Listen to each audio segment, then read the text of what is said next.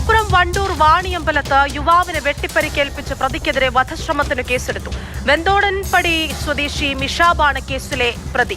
വിസയുമായി ബന്ധപ്പെട്ട സാമ്പത്തിക തർക്കമാണ് ഈ ആക്രമണത്തിലേക്ക് നയിച്ചതെന്നാണ് പോലീസ് പറയുന്നത്.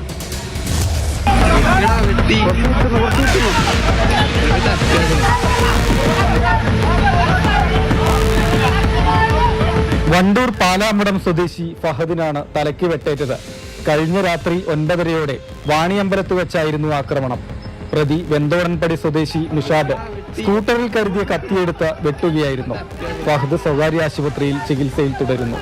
ആക്രമണത്തിന് കാരണം പ്രതിയായ മിഷാബിന് വിദേശത്തേക്ക് വിസ തരപ്പെടുത്തി നൽകിയത് ആക്രമണത്തിനിരയായ ഫഹദിന്റെ പിതാവാണ്. വിദേശത്തെത്തിയ മിഷാബിന് നേരത്തെ പറഞ്ഞ ജോലിക്കുള്ള വിസയല്ല ലഭിച്ചതെന്നും ശമ്പളം കുറവായിരുന്നുവെന്നും പരാതിയുണ്ടായിരുന്നു.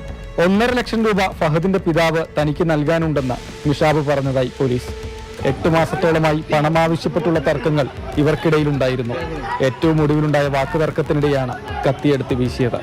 പ്രതിയെ പെരിന്തൽമണ്ണ കോടതിയിൽ ഹാജരാക്കി.